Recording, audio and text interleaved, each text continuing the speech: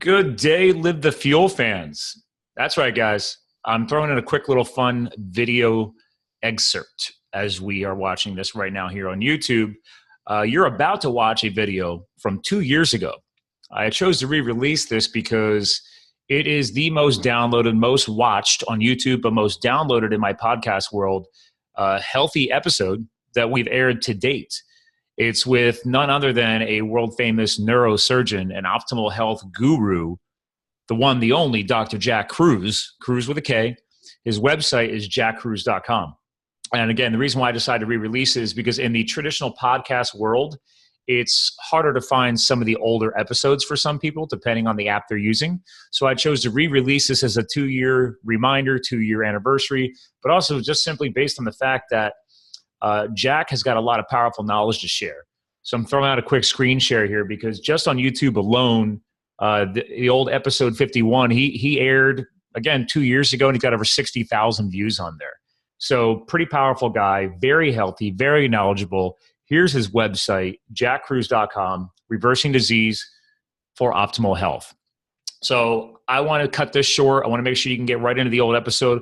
You'll notice right off the bat, the video quality you see here now, the audio quality you see will all change because 2 years ago, hey, the podcast was young. I was still new, still trying to figure out this co-hosting format. So that's right. I don't interview him. He and I are having a two-way conversation. He's a guest co-host. That's how we run this show. So any new watchers who see this, you need to understand I'm not here to interview him. So yes, there is a two-way conversation. He's asking me questions from time to time. We're connecting on a few things. It's not just all 100% Jack Kruse knowledge overwhelming us, because I will warn you, it can be overwhelming. He's very knowledgeable. He's very health nut-ish, so to speak, at the scientific level. So take notes, be ready to pause. He's going to blow your mind if you're new to Jack Kruse. If you're not new to Jack Kruse, hey, add this to your library. The guy is the man, the myth, the legend. He's the one that taught me about blue blocker sunglasses. He's the one that opened up my mind to understand the power of water, light, and magnetism and the mitochondria power plants within your cells. There's a few little hints. So anyway, guys, without further ado, I'm going to stop screen sharing here and let you guys get into the old show. Again, this is originally aired as episode 51, and the video quality sucks on my end and a lot better on his end. So enjoy. Remember, jackkruse.com. Talk to you guys again soon. You talk to people who are food gurus, low carb, high fat, or paleo, whatever you want to talk about. Why would you focus in when you're trying to have those two cars on the fuel put into them? Wouldn't you want to start at the engine that drives all the efficiency? What makes those two cars different? I mean, let's face it, they're both cars that both get you from New Orleans to Allentown, Pennsylvania, no problem. Mm-hmm. But one will get you there quicker than the other. And the key thing is, it doesn't matter if we put regular, unleaded, or super premium gas in either car. They will still work. The key is the engine. And that's what mitochondria are all about. And that's why it's so incredibly important when we start to talk about health that we start there, because most people don't. And when you don't start there, you've completely lost your perspective on truly what matters. And I always tell people, if food and exercise were fundamentally the truth, then why are so many people struggling? Mm-hmm. And that's the problem. And see, what we don't realize is that our modern world is blue lit and microwaved. Think about the things you have on your head now. Think about how me and you are communicating through the internet on the World Wide Web. Well, this is all light frequencies. People don't realize that Wi-Fi is light frequencies, and those light frequencies dehydrate us. Even this wired headphone set?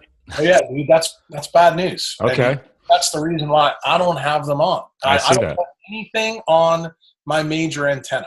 Why? This is what I pay attention to. See, our species buries their mitochondria right here and in our hearts.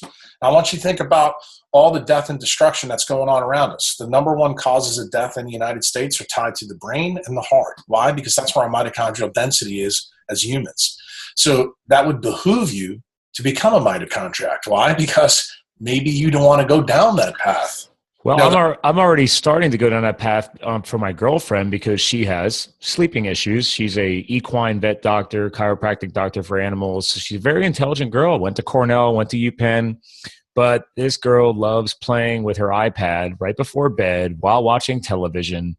And I don't know anywhere near the level of what we're getting into today, but I know for a fact, I'm like, babe, I'm like, blue that's her, light, blue that's her. light. Yeah. And here's the crazy thing. Now that you tell me that she's an equine vet, you should stop her right there and say, well, how come you use red light therapy on your horses when they're bad? And you don't realize that the blue light from that iPad has 4 times the color temperature, has no red in it. Ooh. Remember, the antidote of blue is red. So she is living in a world where her melatonin level through her eyes, through the central retinal pathways, destroy the mitochondria in something called the retinal pigmentum epithelium.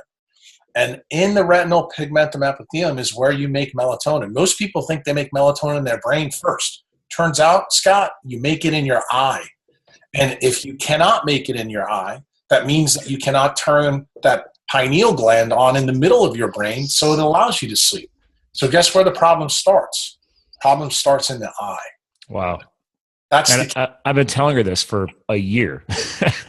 And so at least now she's got her new upgraded iPhone, and now they have that new light filter built into the software. It's still not good enough. Yeah, take a look I'm running on warm light settings all the time now. See my phone, how it's got the Yeah. screen on it? Hold on. So just so you know, that's not good enough. When you deal with any kind of man-made technology, kind of like you and I are talking right now, Mm-hmm. right now you're aging faster because your eyes aren't protected. Mine are. And this blocks all frequencies between 400 and 500. Now, And to help our listeners, again, we are videoing this actually thanks to the Zoom platform we're on. So this will be a YouTube video for you guys too if you want to go look at this. But he's actually wearing it looks like an orange or an amber lens glasses. these are the glasses, same frames. These are the glasses that block 50% of the blue that I use when I'm in surgery or working with patients. That's more of like a clear lens, but WAV clearly has some kind of filter in it. Doesn't have the BPI tint. This is the one that I usually wear at surgery. And at nighttime, when the sun sets, because this is being done in the morning, right? then I put these over the top, and this knocks everything completely out. Wow. This one is the most impressive one because this one protects you. So like when I'm inside, I'll wear it. Now, last night I went out to dinner with my wife and one of my surgeon buddies, and I had these on. And I'll wear those. But anytime I come in, I'm wearing the other ones. And the reason why, the single most important surface for you to protect, because, I know you've talked to other people who talk about, the gut being a big issue. Well, the 4 surfaces that are completely psychotically important to a mitochondriac are your eye, your skin, your gut, and your lung surface.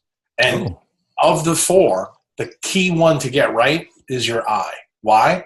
Because your eye drives all growth and metabolism pathways in the brain through the central retinal pathway. And that pathway, just so you know, since I know you're a technology guy, you'll appreciate this.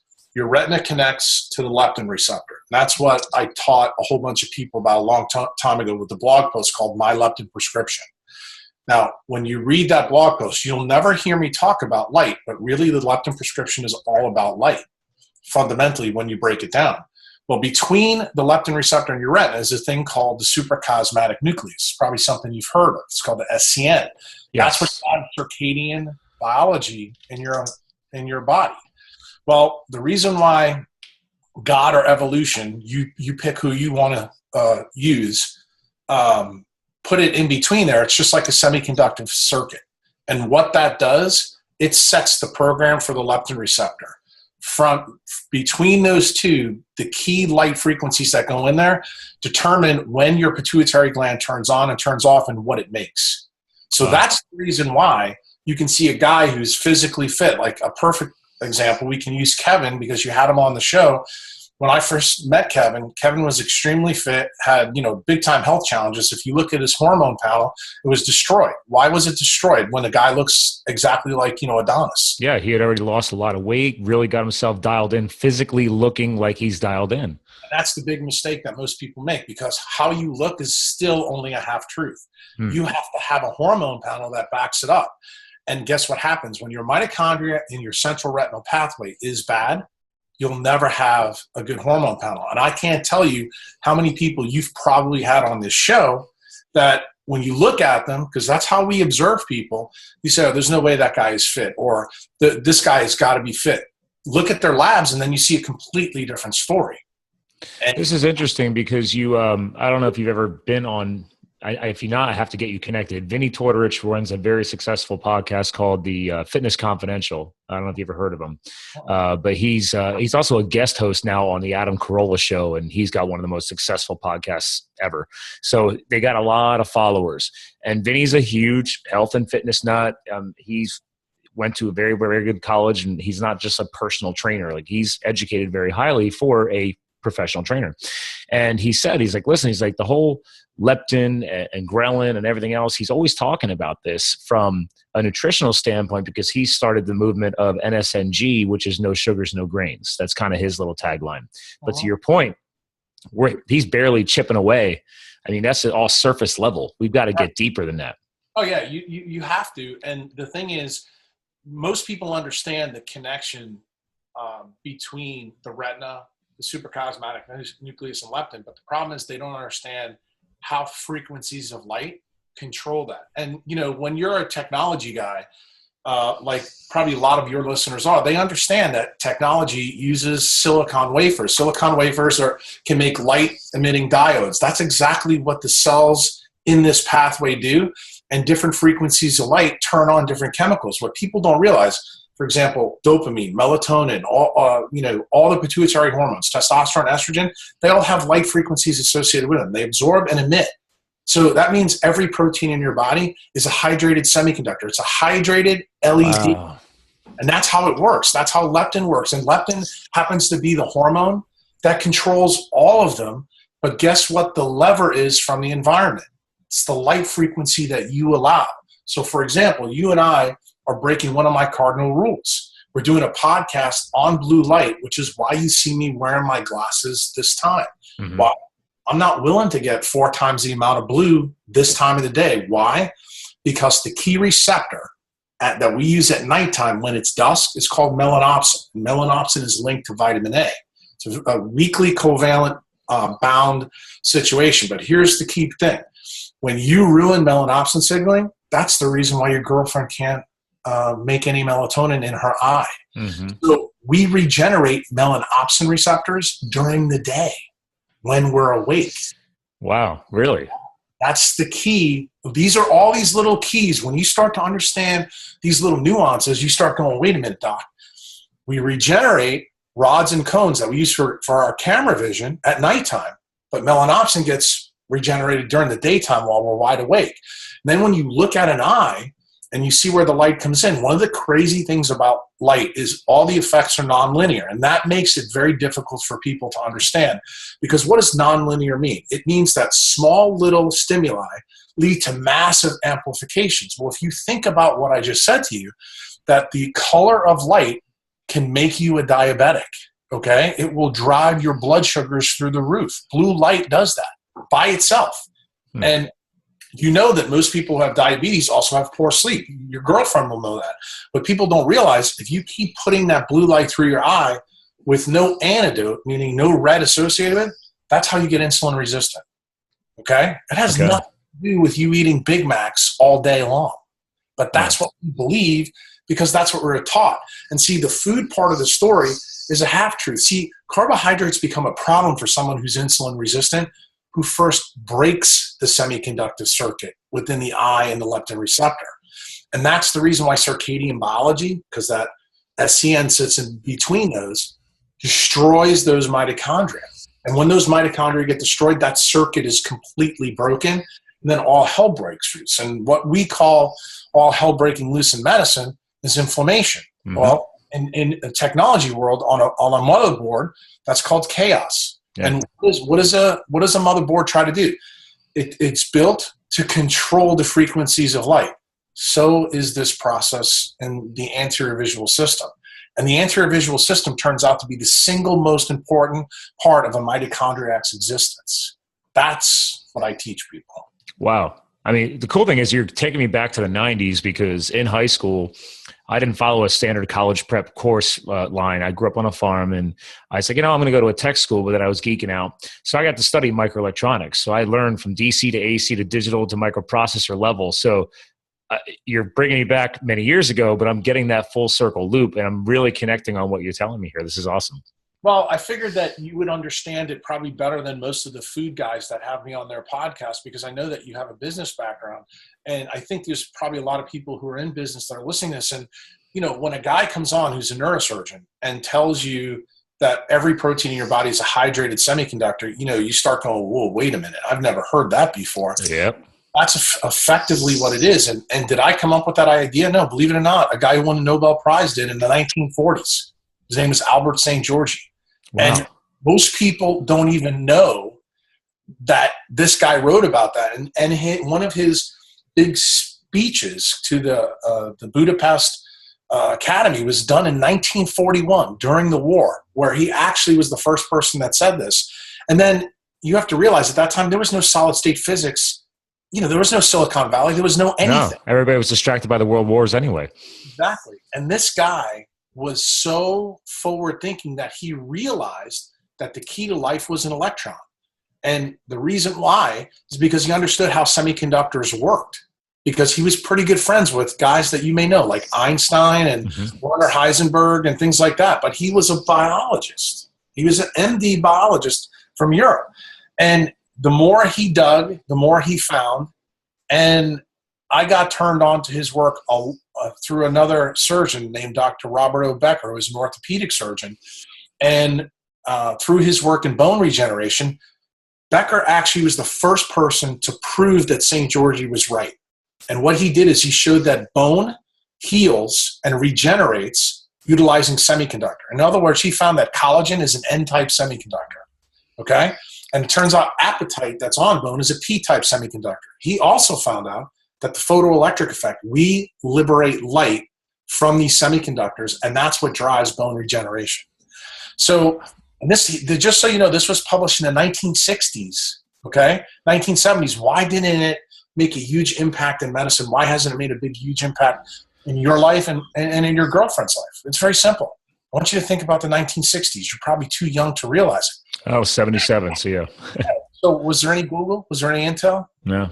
No, they were just starting out. And see, solid state physics was not popular. It was still ramping up until it became applicable in technology. Where did it take off? It started to take off in the 70s with, Gordon Moore and Intel. Well, guess what? In medicine, they completely blew this stuff off the chart because they're like, well, this has no application to biology. And it turned out nobody ever read Becker's work. And guess what? I happen to be a spine surgeon. And that's how I got turned on to it when I was a resident.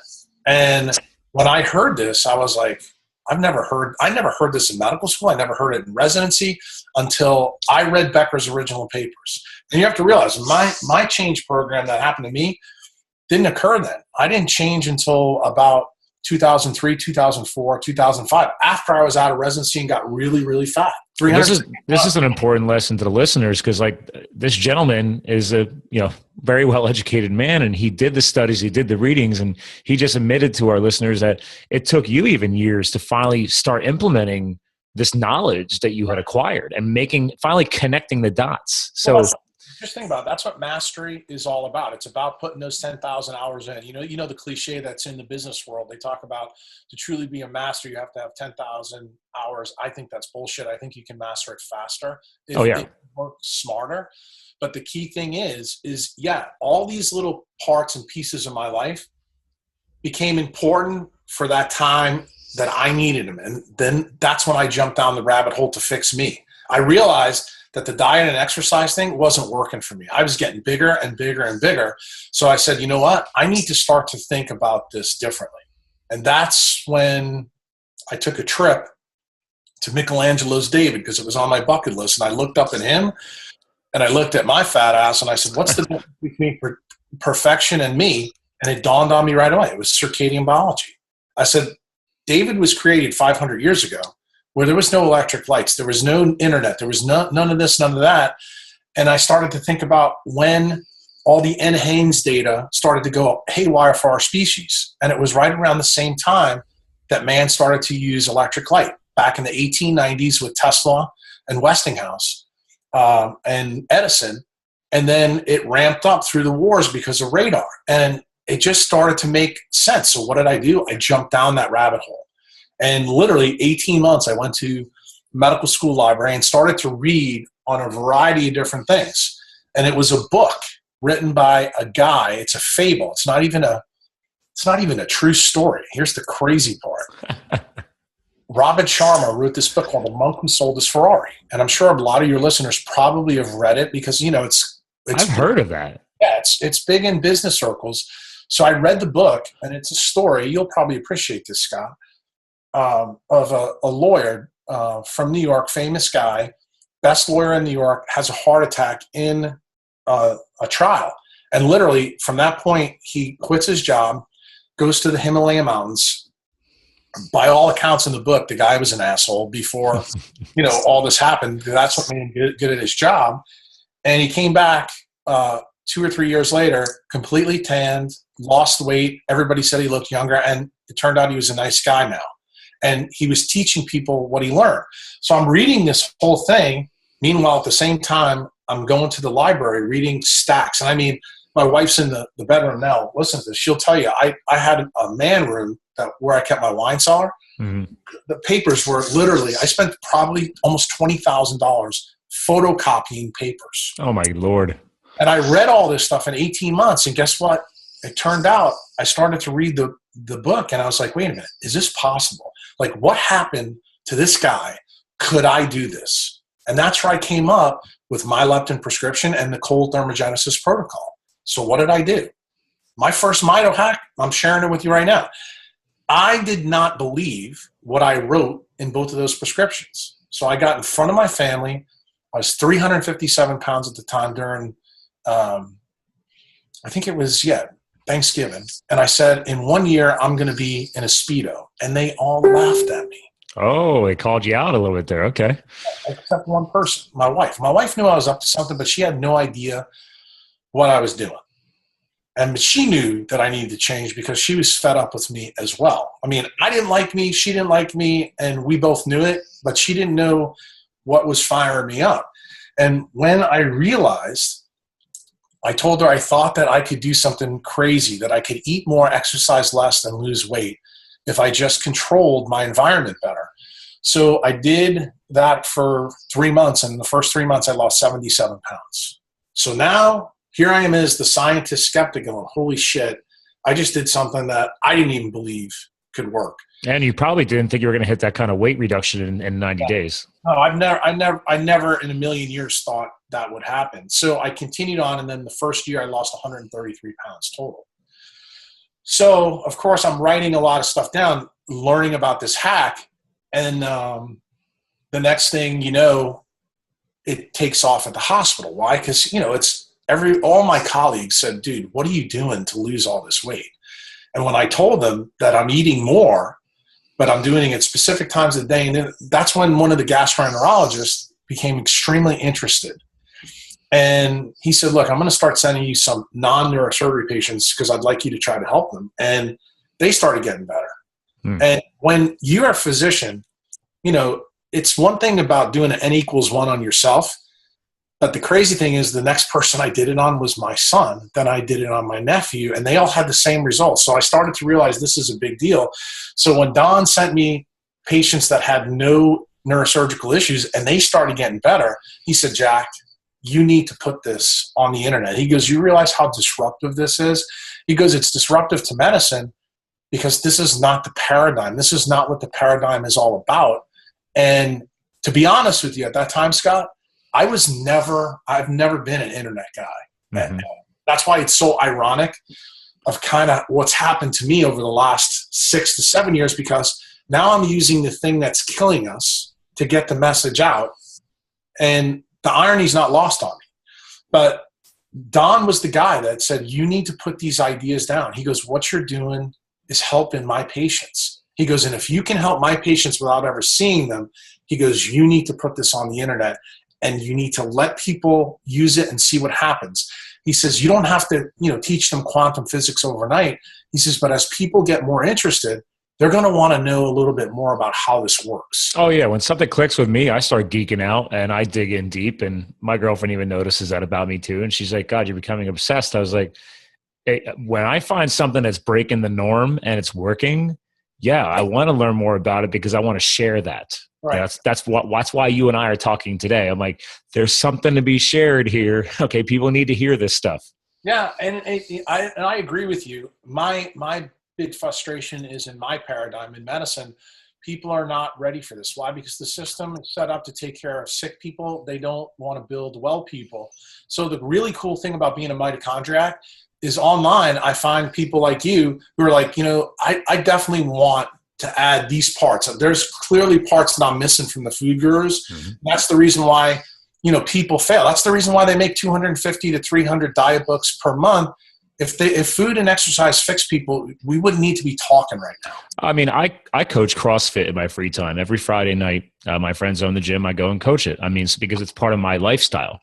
But one thing that I can rewind back to is a little quick background for you is in 2010 and 2011, prior to that, I was in the corporate world. Like I left the farming life and I wanted to, chase those corporate dreams and make good money, blah, blah, blah.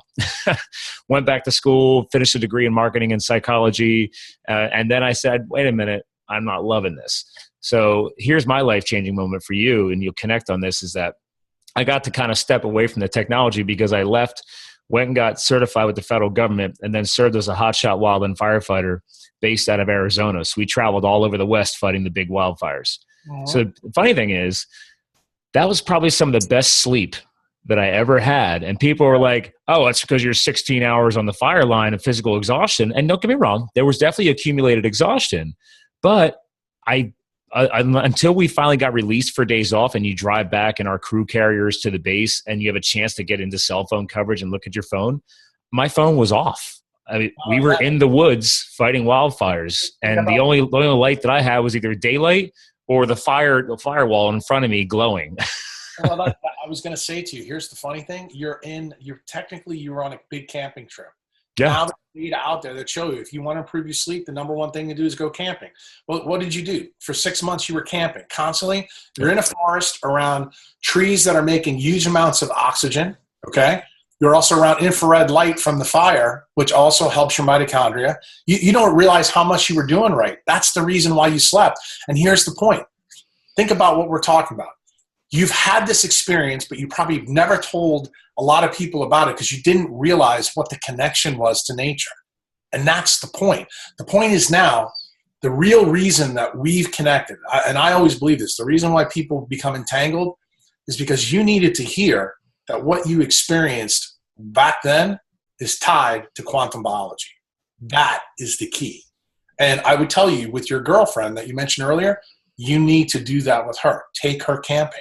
Take all the technology away from her. Because guess what? That will help her. And that's fundamentally what I'm teaching people. I tell people what my day job is in neurosurgery.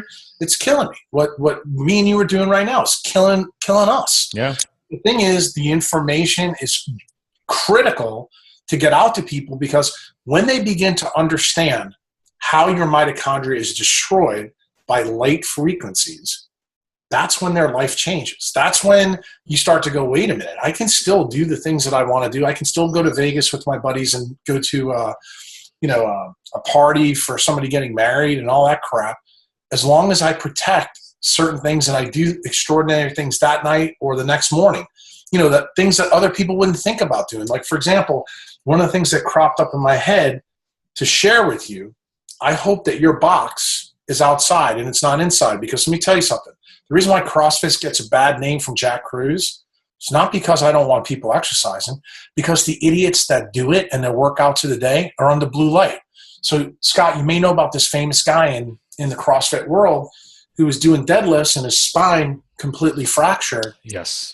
Right? Well, guess what? Yeah. You know why that happened? Go back and look at every video that you've ever seen of that cat online. Guess where it was? Always indoors. Always. So guess what? One of my surgery buddies back in Nashville before I moved has a CrossFit box too. His name's Alan Buck. He's an anesthesiologist. He's 70 years old. Guy's in great shape. His box is outside. Guess why it's outside? He talked to me. Okay. And that's, I will, I will go ahead and tell you, we're not. We are in an old 4-story repurposed textile mill. Luckily, we're on the first floor. So whenever we have good weather, I'm taking people outside and running them and doing as much as I can outside as possible, because I'm an outdoorsy guy anyway. So that's something we're working on. But admittedly, most of probably 85% of the workouts are happening inside that domain. And they got the double, and I hate that light. I hate the double tubular fluorescent bulbs hanging in the ceiling. So, and this is what I tell people. When you guys are having bad weather, we just got tornadoes down here in New Orleans a couple weeks ago. I saw that a couple of days ago, and you guys are now getting the snow from that. Well, guess what? When that snow's out there, that's the time to do the CrossFit workout. Outside in the snow, in your skivvies. That is when you want to do it. Nice. And that's the counterintuitive part of quantum biology, because yourself, when you're training people and you said, we're going to do what? That's the point, Scott. That's those nonlinear changes. It makes all the difference in the world. And that's the key. It's true, because I luckily stumbled across CrossFit because of the wildland firefighting. I had been a spinning instructor for 5 years when I wasn't doing my corporate gig, and I'm a huge cyclist. So trust me, I spend a ton of time outdoors. I'm either mountain biking, road biking, or I've been a ski race coach for 11 years. So when it's snowing, I'm on the mountain and I'm living life to the fullest. So trust me, I get outside a lot. But the firefighting is what I showed up in the middle of the mountains of Arizona where our base was, and they said, okay, we're doing 2 workouts a day. It's CrossFit. I'm like, what the heck is CrossFit? And the beauty of me learning it in that form was everything was outside. We might have run through the building where the fire trucks were just to go get to our wall balls, but we had to carry them outside. We had a big shipping container that we welded pull-up bars to the roof on. And so everything was done outdoors. And plus, it's Arizona. I mean, the fact of the chance of us getting rain is minimal. Right. So, yeah. And then our base was at 5,000 feet. The rim around us was 7,000. So, guess where we were hiking and doing all of our interval running? I mean, it was a very good fit life. My members that are going to listen to this are going to laugh because of what you just said. Okay. You're at 5,000 to 7,000 feet. Here's another quantum Mitohack for you to do. Do you know why that was important? When you go above 5,000 feet, just so you know, most of Arizona is in vitamin D winter. You have to be below Jackson, Mississippi in the United States to make vitamin D this time of the year. That's part of the reason why I relocated from Nashville about 4 years ago down here, because we make vitamin D all the time. What's one of the ways you can hack it? When you go to a place that's above 5,000 feet, because then you get more UV light, even when it's vitamin D winter. How do you like that? Yeah, man, that's the reason why you slept like a rock star, because guess what happens? UV light. You see my shirt's purple. You see my glasses purple? See my watch? Yeah. Purple and red light is what regenerate us. So guess what? UV light is mostly blocked by the lens. So I'm going to teach you something else here about amplification and nonlinear effects. If you talk to any ophthalmologist, they'll tell you, well, UV light doesn't get into the eye, which I can prove to you in 2 seconds is total bullshit. Why? Because if you take a UV light and shine in someone's eye, you'll see the reflection off the retina. Okay? And I do that for people when they're here live with me, but this is what I want to teach you. The retina allows about 1% of that UV light through. All right? It's filtering it down because we only need very little to run the RPE in the eye. It has these things called dense core granules. That's what makes dopamine, dude. And it makes dopamine in your eye. That controls the size of your eye. It also controls melatonin, ocular melatonin levels. That's the reason you slept. So when you just said that, my members heard it. They're probably going, Jack, you need to tell him why that 5,000 foot thing is a big deal. Because one of the biohacks that I tell people, if you do live in a high latitude, try to get up in the altitude. And the reason why is because you can offset that. The downside in our modern world that screws this thing up is when you have population density around you, that dehydrates your mitochondria, because everybody uses 7 to 10 devices that are bidirectional microwave devices. So that's the reason why you can be buck-ass naked in Los Angeles and your vitamin D will never go up. Because to actually make vitamin D, your mitochondria have to make water. Because one of the things that people are not up on is all these little details. So people learn about photosynthesis in third grade. They know that you take carbon dioxide, you take water and sunlight, and it makes sugars. Everybody learned that. But you know what people forget, Scott? You know what mitochondria do? They reverse the process. They make CO2 and they make water. Why? Because that water is used to shrink the respiratory proteins to bring them closer together so that you can tunnel electrons faster. Because all foods break down to electrons, which is how we started this podcast. So when you're dehydrated, guess what happens? You go from a Ferrari to a Nissan Sentra. And therein lies the big issue. You know, it's funny you're bringing up this because about the comparison to Arizona, for example, years ago, someone gave me a vitamin D related type of supplement. I forget what it was, but and they showed studies from a guy who works at the High Desert Heart Institute in Arizona. And he referenced the fact that even though he lives in Arizona, plenty of sunlight, everything else, he also was vitamin D deficient. That's why he was reinforcing this supplement. But he never brought any kind of detail behind why he's vitamin D deficient. Well, most people don't. And, you know, most of my members know I'm not a fan of supplementation. That's part of the reason why me and Dave Asprey no longer see eye to eye. When the last time, one of the best things that ever happened in my life, and I have to give Dave credit here, he asked me to speak at an event 3 years ago. And it turns out that I was wildly controversial on purpose. Because he's used to that too. I mean, he gets that. Not my version of controversial, because basically I was telling people, look, you need to look deeper. There's a deeper story here. And I happened to meet a guy at that meeting, a guy named Ruben Salinas. And it turns out that he's a former GE light engineer. And we had this massive Q&A after my talk.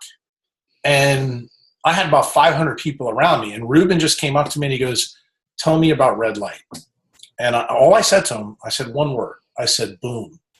And he just fell back into the crowd. And people, this Q&A, just so you know, Scott, went on 12 hours after my talk. That's a long QA. It didn't finish till 3 o'clock in the morning across the street at a restaurant that stayed open because all these people were there. Dave had his VIP dinner. Everybody was with me. So you can see I was not very popular. But anyway, Ruben, 2 weeks later, flies up to see me in Maine. I was talking to the heads of state in the Philippines. They wanted to bring me to the Philippines to talk to all the doctors there to give them this quantum perspective. And I was meeting with the people that ran all their hospitals, you know, all bigwigs in the company. So Ruben said, can I crash this event? So he comes up from Boston. And he starts talking to me. He goes, look, he goes, you and me need to start talking about light. He goes, I can build things that you can't imagine. So long story short, I told you before about my leptin prescription and the cold thermogenesis protocol. So Ruben then flies, I don't know, 6-7 times down to New Orleans. We're on my porch right out here on Bourbon Street next to my magnolia tree during a thunderstorm and 70-mile-an-hour winds. And I make him come out there. And I explained to him how my tree lives here and how that tree couldn't live in Boston. And I said, we can make a device that builds the leptin prescription, the cold thermogenesis protocol into it, put it on the wrist, and I can create another eye utilizing the radial artery to do it. We can deliver light frequencies directly in.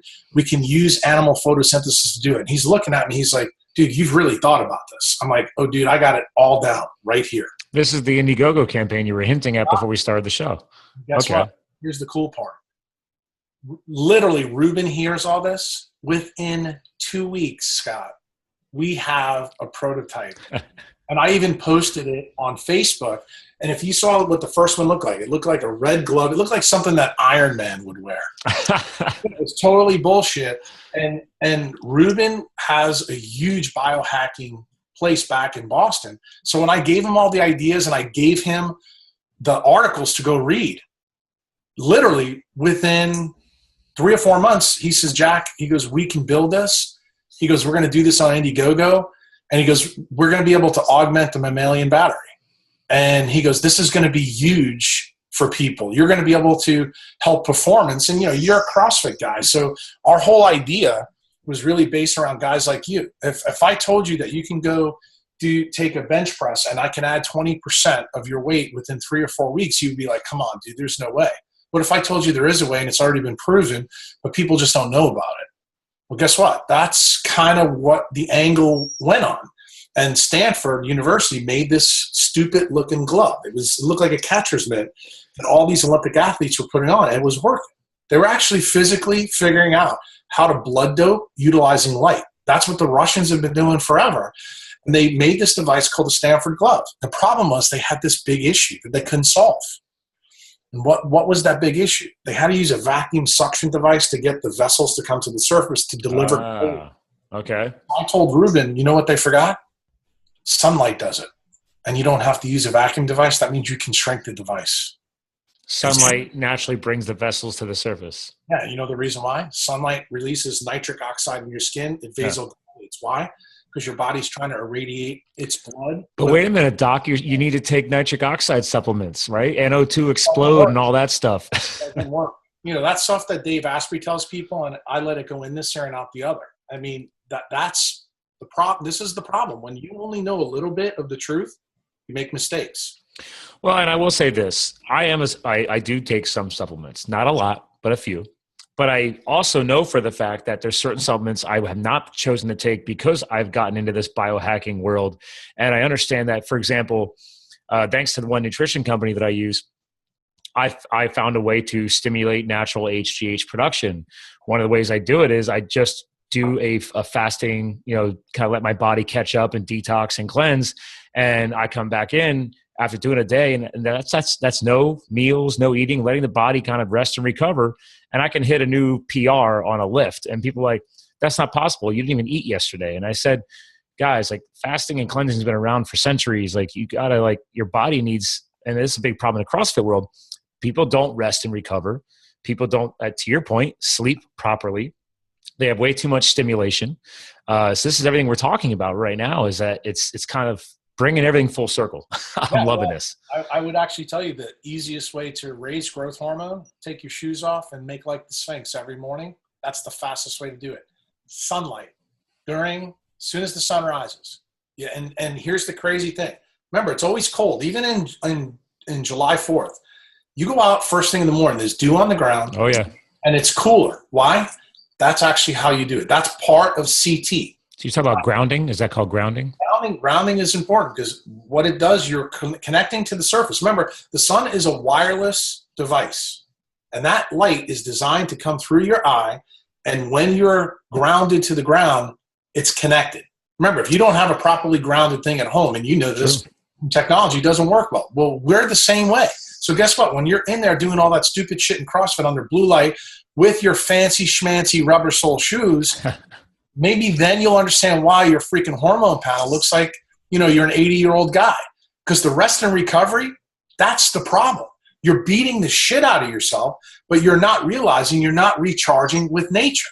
And that's why your story for me, that's why I'm sitting here smiling, because I know my members, when they listen to this, they're going to be like, dude, this guy basically is doing and didn't know what he was doing when he was doing it. And that's what I want to teach people, Scott. And that's why it's been a pleasure for me talking to you, because I want you to be able to understand the physics behind this so that you'll say, hey, you know what? Maybe this is a part that I need to add when I'm training people, that we need that connection with nature. And if you want to understand how those light frequencies work, that's when you're going to come in my world and I'm going to split your head open. Oh, I'm already going to be coming to your world. I'm already following you. So this is definitely, I've been already moving this way. It's already been like, as I dig deeper into the hacking and the biohacking, I brought this up in a past couple episodes with a few people. I'm like, yeah, do I target people's health and their nutrition? Sure. It is important to how you fuel your body. But to your point, you need to be fueling the brain, fueling your eyes properly, which also triggers the body. Like, it's all tied together. And it's true. Your brain controls a lot.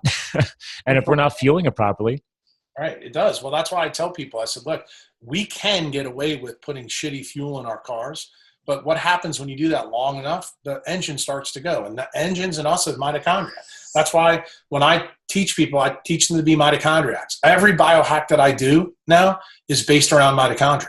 And when you teach people where the key portions are. I'll give you another one that you may appreciate. When we have these biochemists that you'll get on, they'll talk about how biochemistry is the same here as it is here, here as there. When you have the quantum perspective, you realize that light changes the biochemistry that's possible. And to prove to people that what I just said is absolutely true, cytochrome 3, 4, and 5 are all red light chromophores. Cytochrome 1 is a fluorophore. It absorbs UV light. So that means the type of light can change no matter what you're doing. If I put red light on you, I can improve your mitochondrial function. The reason why your girlfriend can't sleep, she's inundating her brain and all its mitochondria with blue light, no red. So guess what? Blue, in terms of the sun, is stimulating in the morning, but guess what turns that stimulation off? When UV starts, okay? Red regenerates. So when you start to understand all these parts, you say, man, if I work, I'm never out at that time of the day. So if you do that for 20, 30, 40 years, does that cause mitochondrial heteroplasmy to rise? Is that the reason why some people do better than others? Yeah, it turns out your environment is way more important than the fuel you put in. And this is very counterintuitive to people who make their money selling supplements and pills and food and this and that. The only food that is absolutely critical for this environment right here is DHA. Again, guys, our listeners, he's pointing at his eyes. And remember what we talked about earlier in the podcast? I told you the retina, SCN, and the leptin receptor. That pathway has more DHA in it than any other part of the body. And it turns out that's your main semiconductor. So we have these two pathways in the eye that most people who are listening to this have never heard of. It's called the Bazan effect. I learned about it in residency because Bazan is at LSU where I did my residency. And it turns out that your retina, every time light hits it, that melanopsin and vitamin A separate, okay? And DHA has to be recycled. We have a short loop in our eye, and that constantly recycles. But when you're leptin resistant, you lose that ability. So you have this other cycle called the long loop cycle that connects to the gut, to the liver. So when you're blue light toxic here, it ruins the long loop. So you can't put DHA in every cell, everywhere in your body, including your eye. So guess what happens? Dude, the whole system breaks down. Why? You're an old technology guy. What happens when you screw up with semiconductors, dude? Say you put some stray voltages in there. You just block the pathways. I mean, boom. Yeah. See, talking to you. Seeing a capacitor explode on a circuit board, same amount of times. We did it on purpose for fun. Guess what? We're doing it on purpose in medicine. We're doing it because we're giving people iPads. Your girlfriend is that example. Yeah. And you need to let her listen to this so she understands this. Because let me tell you something.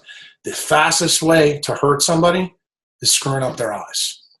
I'm behind you. I'm behind you 110%. I mean, besides just using the iPad, she justifies it because she's doing, they make these brain stimulating games like puzzles. So she's like, oh, I'm exercising my brain. I'm like, yeah, you might be exercising it with the app, but then the negatives of that light are just counteracting what you're doing. Right. And you're absolutely right. There's no question about it. And the thing is, when people think that this science isn't deep, dude, it's so deep now.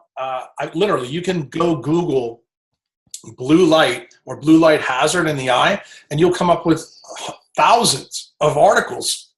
I'm not kidding you. When I told you when I went to the Philippines, one of the key things that the people in the Philippines wanted me to talk about was how when we do cataract surgery on people, we put intraocular lenses in, how that physically changed people. So I made a comment to one of the ophthalmologists there. I said, have you ever actually gone back and looked at your patients that had type 2 diabetes after you put the lens in to see if they get worse or better with their insulin resistance? And he goes, no, I haven't. And I said, well, your literature has, and they get worse. And you know why? Because you're putting a lens in that completely blocks UV and only 50% blocks blue, yet the world, even in the Philippines, this is what they do, dude, all day. Yeah. 150 times a day, people look at this. That has 4 times the color temperature of blue light than the sun does. Like, again, we're referring to your smart devices, gang, your phones, your smartphones, your iPhones, your Androids, yada, yada, yada. Right. And when the ophthalmologist started to think about this, he goes, you know, it's kind of interesting. He goes, I did read some stuff from Japan about this. There's a Japanese ophthalmologist that's starting to talk about it. Why? Because ophthalmologists only look at the eye as a camera. But it turns out it's a clock. It's an eye clock. And that clock is that circadian clock for what I told you before. Retina, SCN, leptin. Turns out that SCN program, dude, is completely run by melanopsin, which is completely run by 435 to 465 blue light. Wow. Boom. That's how it works. That's crazy. Oh, no, I can see why you got through to Kevin. Because I think in your comments, you're like, I think you would, in a short way of saying it, I think when you shared the episode that he was on, you commented on how you were so proud of him or happy that he made the flip and he finally started getting through beyond the Paleo FX stuff. So yeah, well, I mean, that I thought it was funny when you did his talk, because he doesn't even want to be associated with the Paleo FX guys because they're kind of doing the same shit they were doing 6 years ago. Yeah, he's upped his game, and I think there was a lot of bad blood between all those organizers because he was trying to show them, hey guys, we're missing something, and I'm gonna bring Jack in here and try to do it a nice way. And I did. I try to be nice about it, dude. When I saw the way they treated him, I was like, screw that. Yeah. And, life is too short to be treated like a piece of crap. No, it's true. And Kevin was really diligent about doing what he was doing, and he started to realize this had a huge effect. And his story, he had a melanoma in the past, and he was scared shitless of the sun. And I kept telling him, I said, dude, read these papers, keep reading. And the more he read, the better he got. And then all of a sudden his numbers started going. He started doing CT, which is cold thermogenesis, and his highly sensitive CRP went from like 10 all the way down to next to nothing in 30 days. And I said, okay, did your CrossFit box teach you that? Mm-hmm. And I said, every time you kept going to do CrossFit under the damn blue light, guess what you were doing? Your HSCRP is going through the roof. Well, what does the literature say? The higher that goes, the more chance your melanoma's coming back. That's scary. Yeah. Right? And it freaked him out. When he realized it, then now if you talk to him about it, he's got a peace of mind, and he's doing great because he added the light and the cold part, the nature part to his existence. Because, like you, he used to be in Northern Illinois. Now he's down in Austin, Texas, doing those, a totally different thing, completely morphed his life. Now he's big into, doing the things that he's doing. I'm really proud of him because you know what? It shows you that he had an open mind. He was able to take something that he fundamentally did not believe and see if it had an effect. Dude, that's what life's all about. It's about us learning from each other. That's part of the reason why I'm coming on here, killing myself, talking to you, because your perspective is different. You're going to know people that I will never meet. And they may listen to this conversation between me and you and say, man, I've never thought about that. No. Maybe I need to continue doing my CrossFit, but shit, I'm going to do it outside. Well, guess what, Scott? If we did 10 people good, then this hour was worth it. Well, and that's part of the issue here is that, we are slowly killing ourselves per your studies and your knowledge you've shared with us today. But the point is, like, what you're doing today for us is you're taking that risk, because if nobody takes the risk, once you have the knowledge, how are we supposed to get the knowledge? Now, granted, you have a robust website, and I'm referring back to here for our listeners. Again, guys, it's jackkruse.com with 2 Ks in the middle there. And one thing I appreciate is that you have so much stuff on this site. But guys, he actually put a blog index up. So just go right to the blog index, because it's really helps you start breaking it down and organizing it, because you've mentioned so much stuff on this episode that I'm going to want to basically Google it within your site. Yeah. Well, and you can also use a regular Google box. Like if you have an issue, put my name and that issue in, you're going to be shocked. I mean, I tell you have that much content. The amount of content that I have, seriously, I've told people that I think it's the first book on quantum biology written for patients in terms of medicine. And I really believe in a blog form. Oh yeah. Let me tell you the other crazy thing. I'll give you a good hint. There's a lady from the UK named Sue Foote. She's not even a member of my site, but she had this problem with melasma, which is darkening the skin. Well, I put a comment in a blog. Dude, it's probably the biggest hit that you get from Google all the time. Why? All these ladies in the UK who have melasma want to know what the hell is going on. So if you look at my response to her, unbelievable. I mean, just go Google it. I'm And going to Google it. there's a recent blog that I just wrote about a really weird syndrome. And the reason I'm bringing it up is because it was funny. I just found out who the idiot was that asked me to write it. One of my members wanted me to talk about the hypothyroid cataract syndrome. I never even heard of this shit prior to a couple of months ago. So I wrote a blog up. Well, I just did a member retreat, and this guy, Nick Siegel from Vero Beach, he's a member of mine, a gold member. And he goes, Jack, he goes, I was the guy that asked you to do that because my girlfriend has this. He goes, I never thought you were going to do a whole blog on it. He goes, dude, I learned more about this syndrome from you.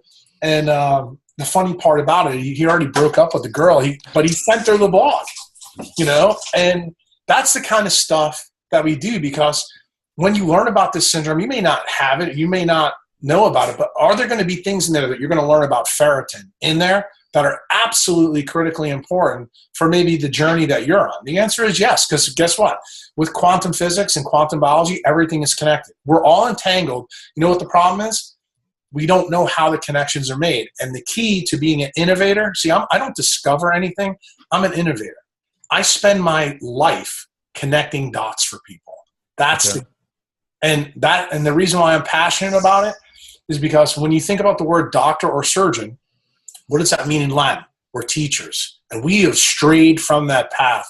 We could do a whole other episode on that, because I tell people all the time, like, guys, like, and you can back this up, your traditional MD doesn't know anything about nutrition, they've become basically drug pushers. And it's not, well, I don't know if you can, I'll let you say if it's their fault or not, but because I have friends that are doctors, but unless they choose to start studying that in their free time, they're not taught anything about nutrition or any of that in medical school. You might get an hour or two on that, let alone everything you know.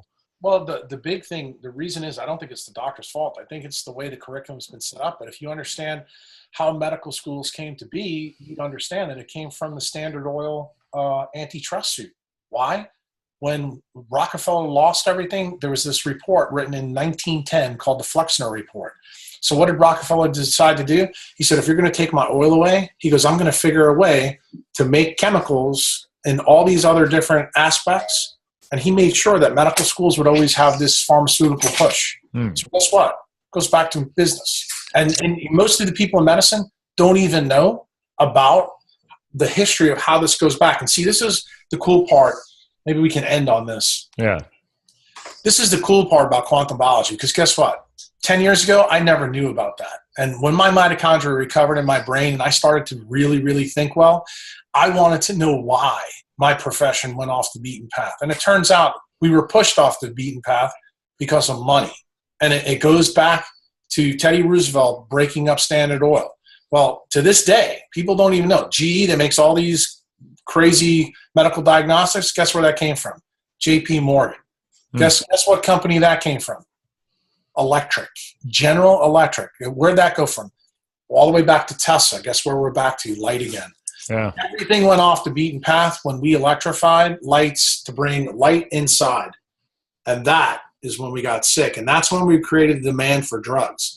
That's when diseases showed up. If you go back to 1893 and you look at cancer data, cancer was rare. In fact, the place I did my residency at Ochsner Hospital here in New Orleans, one of the surgeons, the guy whose name's on the building, John Ochsner, I'm talking about the grandfather. There's now 3 generations. He told me when I was a first-year resident, he was 93 years old at the time, so this is a while ago. He said, Jack, I used to tell people, the medical students that I trained in the 1920s and 30s, that come see this case of lung cancer because you'll probably never see this again in your life. I want you to think about that perspective, Scott. That's think powerful. About today. That's the key. So when you become a mitochondriac, guess what? I think you become a better person, but I also think if you're a doctor, you can become a better doctor. You become the kind of doctor that your patients need. I agree. We need to be that, because unfortunately there's doctors who admitted they feel like they're not truly providing health care anymore. They basically are just pushing pharmaceutical band-aids, and that's the way the profession's become. They don't have any other options, because guess what? You're only as good as what your beliefs and what you're taught. And what did I share with you? It took me failing to go back and say, look, if you keep doing the same shit over and over again and expect a different result, that's insanity. So that's when I got off the train, dude. That's when I said, okay, I'm going to figure out this leptin and cold thermogenesis thing, and I'm going to see if I can fix me. Yeah, I'm excited because I got, again, for our listeners, guys, the device that he was talking about that they crushed it on Indiegogo to help develop is basically called the Quantlet.com. So it's Quantlet, the Quantlet.com. Check out the technology because I just found out about that today myself, and I'm going to be geeking out on that because do you guys have a timeline on what's going on with that? It's shipping now. It's shipping now? Okay, crazy. Is there different models or just one? I think there's different outside bodies. Like the one that I'm getting, like I think in a day or two, because I just talked to Ruben yesterday, is a carbon fiber case. But they're all programmable. If you go on the website, you'll see that we actually, because we had a delay, and I'll share it with you why we had the delay. You know that Samsung battery thing with the phone that went on? Oh God, yeah, the batteries are exploding. Right, we got pushed back on our battery design because all the battery designers overseas were going to fix their problem.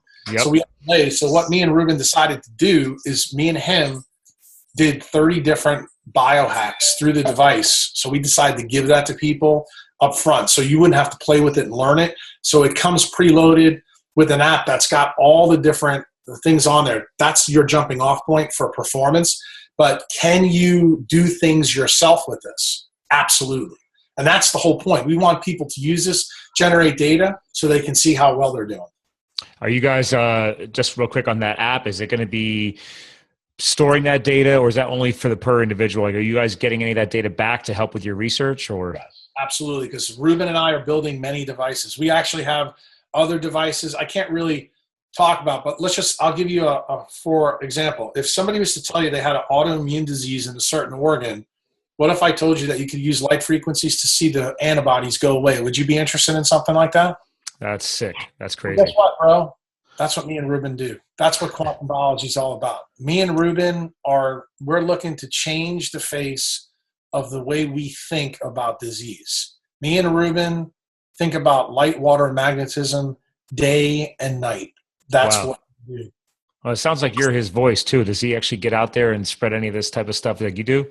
Absolutely. We speak together. We spoke at an event in Vermont last year. You can find the stuff on YouTube. Me and Ruben are actually going back to Vermont together to talk at this event in June. Ruben's done stuff. He's done webinars for my members, because I have gold, platinum, and silver membership, and we do webinars every month. Ruben's done, I think it was the May 2015 webinar where actually Ruben talked about the story about how the Quantlet was actually built on my front porch.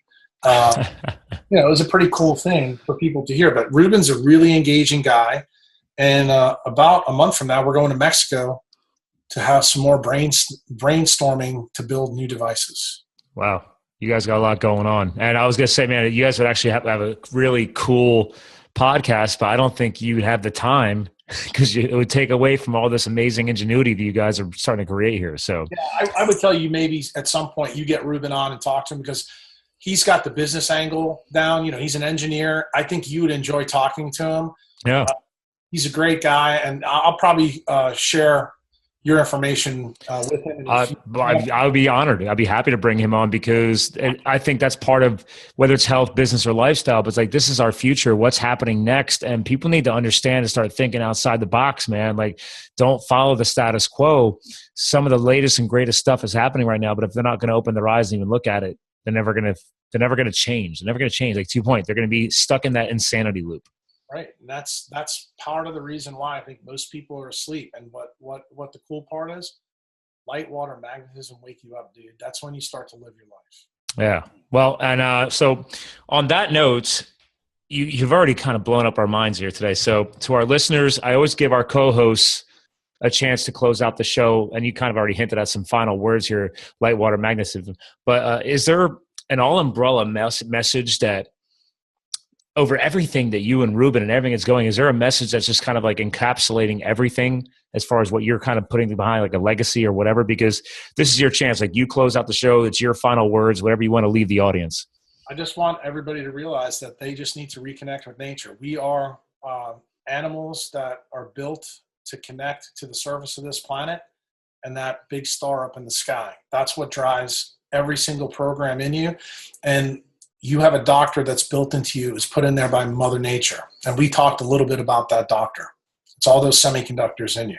All you need to do is get out of its way. Your beliefs, your culture, your society, your civilization, your friends, your family, they block a lot of that. And once you become aware of that, get out of the way, reconnect with nature, and watch what that doctor inside you is capable of. Wow.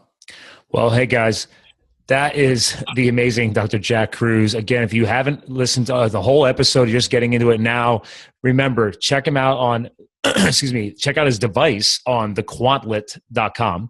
Check out his primary site at jackkruse.com. And if you're on Amazon, please check out the book Epi-Paleo RX, or just look for his name, Jack Kruse, and his book pops right up. But again, guys, that was another powerful episode here on Live the Fuel.